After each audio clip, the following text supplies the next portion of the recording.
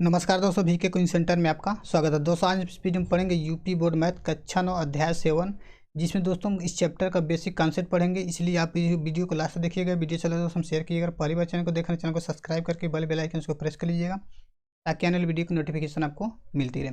सबसे पहले दोस्तों हम आज बात करेंगे त्रिभुज के डिफिनीशन की, कि त्रिभुज किसे कहते हैं। तो देखिए त्रिभुज दो वर्ड से बना हुआ है। पहला दिया हुआ त्रि और दूसरा दिया हुआ भुज। त्रि का मतलब क्या होता है? थ्री, यानी कि त्रि मतलब क्या हो गया? तीन। अब भुज मतलब क्या हो गया? साइड, यानी कि भुजा, यानी कि ऐसा आकृति जिसमें क्या हो? तीन भुजा दिया हो। जैसे यहाँ पे देखिए त्रिभुज का डिफिनीशन नीचे लिखा गया है। इसको इंग्लिश में क्या बोलते हैं? ट्रायंगल्स बोलते हैं। कि तीन प्रतिच्छेदी रेखाओं द्वारा बनाई गई एक बंद आकृति। बंद आकृति का तात्पर्य है कि कोई भी तीन प्रतिच्छेदी रेखा मान लीजिए इस तरह से दिया जाए और तीनों के द्वारा क्या हो? एक बंद आकृति का निर्माण हो रहा है। जैसे यहाँ पे देखिए इस पॉइंट को अगर हम मान लेते हैं पॉइंट ए, इस पॉइंट को ले लेते हैं अगर पॉइंट बी, और इसको ले लेते हैं पॉइंट सी, तो यहाँ पे हमको तीन पॉइंट के द्वारा क्या हो रहा है? एक बंद आकृति मिल रहा है। इसी को हम क्या बोलेंगे? त्रिभुज बोलेंगे। यानी सिंपल तौर पे हम ये कह सकते हैं कि तीन भुजाओं से घिरी हुई आकृति को क्या बोलेंगे? त्रिभुज। ये अगर मान लेते हैं क्या पी, ये हो गया क्यू और एक कहते हैं आर, तो पी क्यू आर क्या हो गया? तीन भुजा से क्या घिरा हुआ एक आकृति है, इसलिए इसको क्या बोलेंगे? त्रिभुज बोलेंगे। तो त्रिभुज में कितने साइड होंगे? एक साइड ये हुआ, दूसरा ये हुआ, तीसरा ये, तीन साइड हुआ। और तीन इसमें क्या होंगे? कोण भी होंगे। एक कोण यहाँ बनेगा पी पे, क्यू पे एक कोण बनेगा, तीसरा कोण कहाँ बनेगा? कोण आर। ठीक, यानी कि किसी भी त्रिभुज में तीन भुजा और तीन कोण होते हैं। अगला टॉपिक दिया हुआ त्रिभुज के प्रकार। इसमें दिया हुआ त्रिभुज के प्रकार में कि भुजा के आधार पर, और दूसरा दिया हुआ है कोण के आधार पर। त्रिभुज को दो भाग में क्या क्या डिवाइड किया गया है। पहला भाग क्या है? भुजा के आधार पर इसको तीन पार्ट में डिवाइड किया गया है, और कोण के हिसाब से भी क्या किया गया? इसको तीन पार्ट में डिवाइड किया गया। तो पहला जो दिया वो समबाहु त्रिभुज। तो देखिए समबाहु त्रिभुज क्या होता है कि ऐसा त्रिभुज जिसकी तीनों भुजाएं क्या हो? आपस में बराबर हो।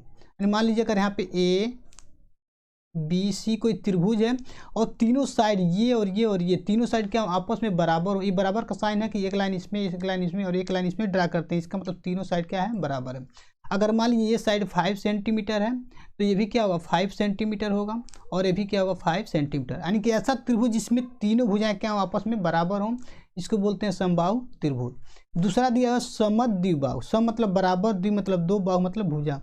यानी ऐसा त्रिभुज जिसमें क्या हो? दो भुजा आपस में क्या हो? बराबर हो। ये यहाँ देखिए एक त्रिभुज बना रहा है, इस ये साइड और ये साइड क्या आपस में बराबर है। इसको मान लेते हैं पी क्यू आर। अगर पी क्यू आर एक त्रिभुज है तो इसमें देखिए दोनों साइड क्या आपस में बराबर है, और जो तीसरा जो साइड है ये क्या होगा? अलग होगा। यानी ऐसे कह सकते हैं कि जब किसी त्रिभुज में दो साइड क्या आपस में बराबर हो तो ये क्या बोला जाएगा? इसको बोलते हैं समद्विबाहु त्रिभुज।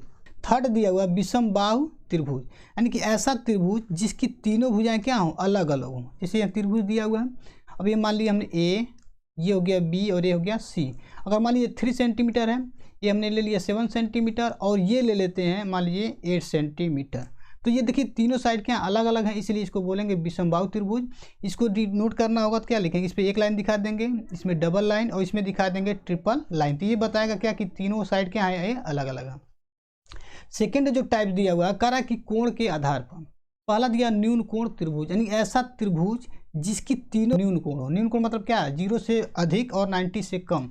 जैसे मान ले लिया हमने यहाँ पे 60 डिग्री, और ये भी ले लिया 60 डिग्री, और ये भी ले लिया मान लीजिए 60 डिग्री। देखिए क्या है? तीनों क्या 60 मतलब क्या? न्यून कोण है, इसलिए कहेंगे ये न्यून कोण त्रिभुज है। कोई ज़रूरी नहीं कि तीनों जो एंगल दिया हो समान ही हो। अगर हम ऐसे भी ले सकते हैं, मान लीजिए कोई एंगल ऐसे दिया है कि मान लीजिए ये दिया हुआ हमारा 80 डिग्री, और ये दिया है 50 डिग्री, और ये भी मान लीजिए दिया हुआ 50 डिग्री, तो ये भी त्रिभुज हम कहेंगे क्या? न्यून कोण त्रिभुज है, और ये भी क्या है? न्यून कोण त्रिभुज है। सेकंड दिया हुआ है समकोण त्रिभुज। अब एक समकोण त्रिभुज क्या होता है कि ऐसा त्रिभुज जिसका एक एंगल क्या हो, यानी एक कोण क्या हो? 90 डिग्री, यानी कि 90 डिग्री हो, इसको क्या बोलते हैं? समकोण त्रिभुज। यानी यहाँ पे देखिए क्या है? 90 डिग्री है। तो जब एक एंगल यानी कि किसी भी त्रिभुज में एक जो कोण होगा 90 डिग्री का होगा, इसको बोलते हैं क्या? समकोण त्रिभुज। और दिया हुआ है अधिक कोण त्रिभुज। अब देखिए अधिक कोण त्रिभुज क्या होता है कि जब किसी त्रिभुज का एक कोण 90 से क्या हो? अधिक हो, तो उसको बोलते हैं अधिक कोण त्रिभुज। जैसे ये दिया हुआ मान लीजिए 110 डिग्री, तो इसको क्या बोलेंगे? इसको बोलेंगे अधिक कोण त्रिभुज। यानी ये जो त्रिभुज होगा अधिक कोण त्रिभुज होगा। ठीक, अगला टॉपिक दिया हुआ है आकृतियों की सर्वांग समता यानी कि कांग्रुएंस ऑफ फिगर। इसमें पहला जो दिया हुआ है कि दो रेखाखंडों की सर्वांग समता, क्या होता है कि दो रेखाखंड सर्वांग सम कब होंगे। यहाँ पे देखिए दिया हुआ कह रहा है यदि दो रेखाखंडों की लंबाइयाँ आपस में बराबर हैं तो दोनों रेखाखंड एक दूसरे के सर्वांग सम होंगे। यानी जिसमें मान लिया कोई एक रेखा दिया हुआ ए बी, ये दिया हुआ ए बी और दूसरा रेखा क्या दिया हुआ पी क्यू, ये दोनों रेखा एक दूसरे के सर्वांग सम तब होंगे जब दोनों की लंबाई क्या हो समान, यानी कि ये अगर दिया हुआ ये 7 सेंटीमीटर और ये भी क्या हो 7 सेंटीमीटर है, तब कहेंगे दोनों रेखा एक दूसरे के क्या है सर्वांग सम है। ये लंबाई किसी डायरेक्शन में हो सकती है, जैसे मान ली ए बी दिया हुआ, अगर मान ली यहाँ पे दिया यम एन, ये दिया हुआ यम और यन, ये भी दिया हुआ 7 सेंटीमीटर, तब भी कहेंगे क्या तीनों जो रेखाएं हैं ए बी पी क्यू या यम एन तीनों एक दूसरे क्या है सर्वांग सम है। ठीक, अगला देखिए सेकेंड दिया हुआ है दो कोणों की सर्वांग समता। इसमें क्या होता है यदि दो कोणों की माप समान हो तो दोनों एक दूसरे के क्या होंगे सर्वांग सम होंगे। जैसे मान ली दो कोण दिया जाए, पहला कोण यहाँ पे ले लेते हैं ए बी सी, पहला कोण दिया इसका अगर मान ली कितना 60 डिग्री है और दूसरा कोण भी कितना हो जाए ये मान ली पी क्यू आर है, दो कोण दिया जाए दोनों का माप क्या हो समान, यानी कि अगर ये 60 डिग्री है और ये भी 60 डिग्री, तब कहेंगे कि A B C P Q R के क्या है सर्वांग सम है, यानी कि दोनों कोण का मान क्या हो समान हो। अगर मान लीजिए 60 जाए कितना दिया जाए ये 80 दे दिया जाए और ये 60 तब कहेंगे सर्वांग सम नहीं होगा। अगर ये भी 80 हो जाए यानी कि ये कितना हो जाए ये भी 80 डिग्री और ये भी 80 डिग्री, तब कहेंगे कि ए बी सी जो एंगल है वो पी क्यू आर के क्या है सर्वांग सम है। थर्ड दिया हुआ करा कि त्रिभुजों की सर्वांग समता यानी कि कांग्रुएंस ऑफ ट्रायंगल्स। इसमें दिया हुआ यदि दो त्रिभुज सर्वांगसम होंगे यदि उनके शीर्षों के बीच संगतता इस प्रकार हो कि उनकी संगत भुजाएं एवं संगत कोण आपस में बराबर हो। संगत भुजाएं संगत कोण का तात्पर्य ये है कि मान लीजिए ए बी सी एक त्रिभुज है और दूसरा त्रिभुज क्या है पी क्यू आर। ठीक है, दो त्रिभुज दिया हुआ कह रहा कि संगत भुजा और संगत कोण आपस में बराबर, यानी कि ये कोण इसके बराबर हो और इसके सामने का जो साइड यानी ये साइड इसके बराबर हो। ठीक है, इसी प्रकार अगर ये एंगल इसके बराबर है तो इसके सामने वाला जो साइड है इसके बराबर होना चाहिए। इसी प्रकार अगर एंगल सी किसके इक्वल हो गया एंगल आर के। ठीक है, तो इसके सामने का जो साइड है ये साइड यानी कि पी क्यू ये ए बी के क्या होना चाहिए इक्वल होना चाहिए, तब कहेंगे त्रिभुज ए बी सी त्रिभुज पी क्यू आर के क्या है सर्वांग सम है। यानी इसको दर्शाएंगे कैसे, यहाँ लिखेंगे त्रिभुज ए बी सी सर्वांग सम का साइन क्या होता है कि डबल लाइन यानी कि इक्वल का साइन बना करके ऊपर एक क्या करेंगे ऐसे तिरछी का लाइन खींचेंगे तो ये दिखाएंगे त्रिभुज ए बी सी सर्वांग सम त्रिभुज पी क्यू आर। यानी कि ये दोनों दर्शाने के लिए क्या लिखेंगे कि त्रिभुज ए बी सी त्रिभुज पी क्यू आर क्या है सर्वांग सम है। अब इसके कुछ कंडीशन है कब ये दोनों त्रिभुज सर्वांग सम होंगे, तो चलिए आगे देखते हैं। दो त्रिभुजों के सर्वांग सम होने का पहला कंडीशन क्या है भुजा भुजा भुजा सर्वांग समता। इसका मतलब क्या है ट्रिपल या साइड साइड साइड, यानी कि जब दो त्रिभुज दिया जाए दोनों त्रिभुज में मान लीजिए एक त्रिभुज क्या है ए बी सी और दूसरा त्रिभुज क्या है पी क्यू आर, एंड दो त्रिभुज दिया हुआ ए बी सी और P Q R. A B side अगर मान लीजिए किसके बराबर हो जाए पी क्यू के, बी सी साइड जो दिया गया है वो क्यू आर के इक्वल हो जाए और ए सी जो साइड है वो किसके इक्वल हो जाए पी आर के, तब कहेंगे कि ए बी सी जो त्रिभुज होगा पी क्यू आर के क्या होगा सर्वांग सम होगा। यानी कि दो त्रिभुज की जब तीनों साइड आपस में बराबर होती हैं तब कहेंगे कि दोनों जो त्रिभुज होंगे सर्वांग सम होंगे। देखिए सर्वांग समता का मतलब ये है कि कोई भी अगर त्रिभुज दिया जाए उस त्रिभुज को अगर दूसरे त्रिभुज पे क्या करें हम इस पर ऑपरेट करें, अगर इसके ऊपर हम क्या करें शिफ्ट कर दें तो देखिए क्या अगर पूरा पूरा त्रिभुज क्या करता है उसको एक दूसरे को क्या करें ढक लें। देखिए यहाँ पे तो ढक लें एंड देखिए क्या है ए बी सी और पी क्यू आर एक दूसरे के ऊपर रखने पर दोनों त्रिभुज क्या हो एक ही त्रिभुज जब दिखाई देते हैं तब कहते हैं दोनों त्रिभुज क्या एक दूसरे के सर्वांग सम है। ठीक है, अब यहाँ पे हम लिख सकते हैं क्या त्रिभुज ए बी सी कांग्रुएंट यानी कि सर्वांग सम त्रिभुज पी क्यू आर, ये क्या होगा पहला कंडीशन।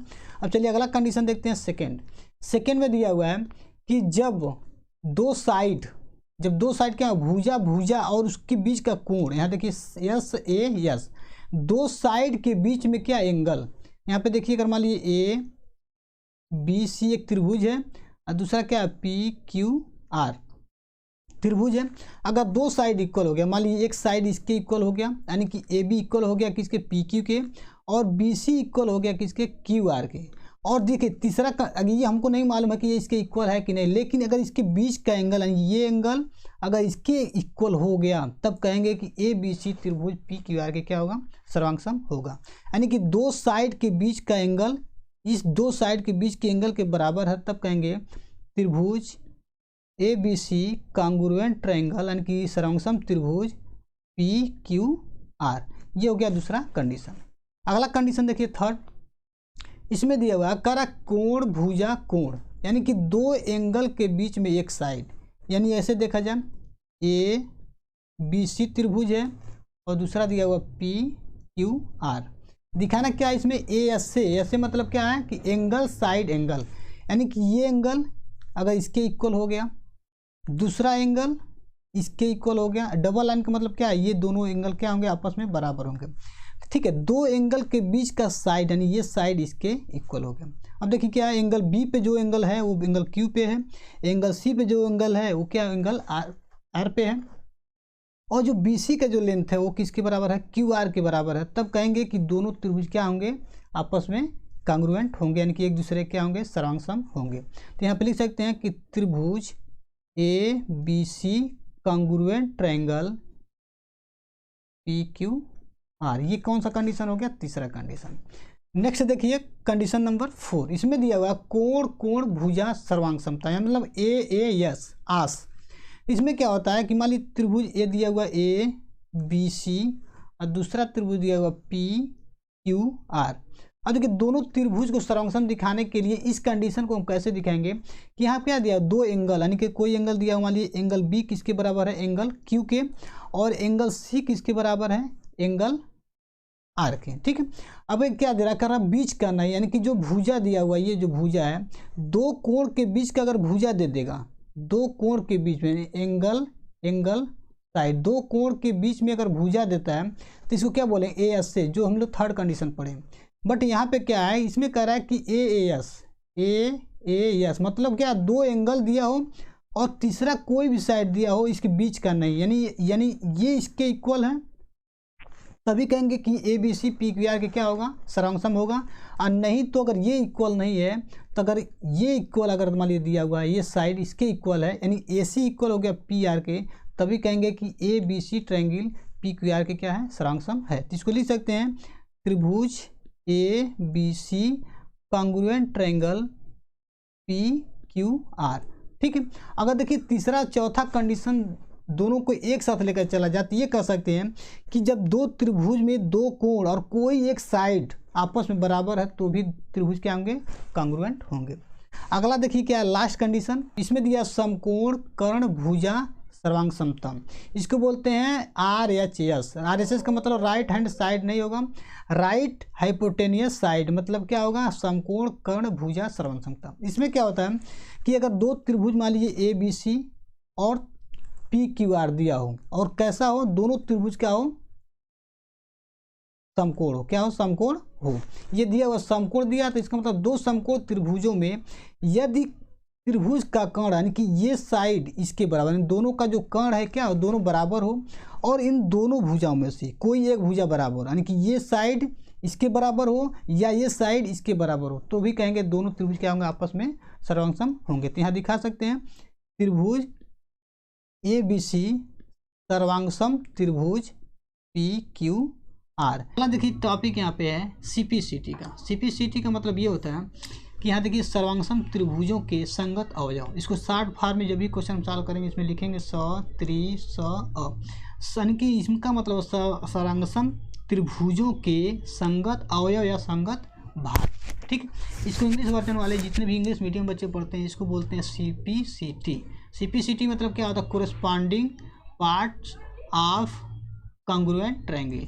इतना हम अप्लाई करते हैं जब किसी दो त्रिभुज में हम ये दिखा देते हैं कि दोनों त्रिभुज एक दूसरे क्या है, सर्वांग। जैसे मान लिया हमने ले लिया ये क्या त्रिभुज ए बी सी है और एक क्या है पी क्यू आर है, तो हमको जो प्रूव करने को दिया जाएगा या क्वेश्चन में दिया जाएगा कि दोनों त्रिभुज ए बी सी और पी क्यू आर क्या है, सर्वांग है, यानी कि यहाँ पे दिया जाएगा कि त्रिभुज ए बी सी सर्वांग त्रिभुज PQR।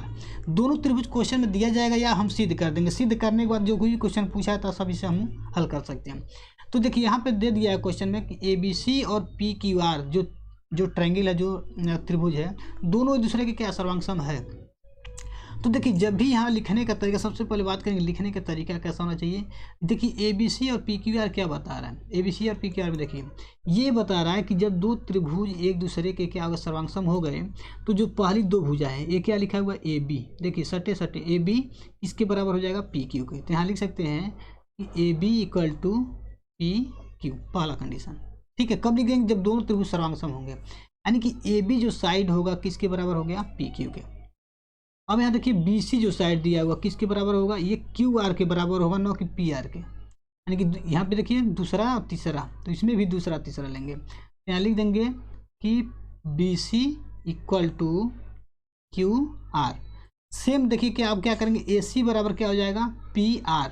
यहाँ लिख सकते हैं AC बराबर PR। देखिए तीन चीज़ हमको यहाँ से मिल गया, तीनों साइड का रिलेशन। अगर त्रिभुज ABC PQR बराबर है तो जो पहला AB होगा इसमें पहला PQ, यानी कि दोनों पहली साइड, दूसरा BC मतलब QR और AC मतलब PR होगा। अगर मान लीजिए त्रिभुज ABC कहा जाए कि कंग्रुएंट किसके है, त्रिभुज QRP के बराबर है, तब ये नहीं कहेंगे कि AB बराबर PQ, BC बराबर QR और AC बराबर PR। देखिए AB बराबर किसके हो जाएगा, तब QR के बराबर होगा। AB बराबर क्या होगा, QR। BC बराबर हो जाएगा RP, यानी कि PR या कहिए RP, BC बराबर हो गया RP। और देखिए AC बराबर क्या हो जाएगा, QP, यानी यहाँ पे आ जाएगा AC बराबर QP। अब देखिए इन सबको बदल सकते हैं, AB को BA, QR को RQ, BC को CB, RP को PR, AC को CR और QP को PQ लिख सकते हैं। लेकिन देखिए इसमें कंपैरिजन करेंगे तो देखिए क्या होगा, ये दूसरा चीज़ हो गया। AB कह रहा है किसके बराबर, QR के। AB किसके कह रहा है, QR के। देखिए ये इसके कह रहा बराबर है AB, जैसा कि इसमें नहीं है।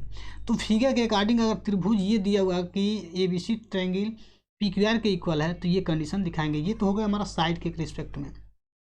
फिर एंगल अगर पूछा जाए कि एंगल A किसके बराबर है, तो उसी प्रकार हम जो करेंगे कि जो एंगल A होगा एंगल P के बराबर होगा, यानी कि एंगल A किसके बराबर होगा, एंगल P के। यहाँ दिखा देंगे एंगल A बराबर एंगल P, एंगल B बराबर एंगल Q, एंगल B बराबर एंगल Q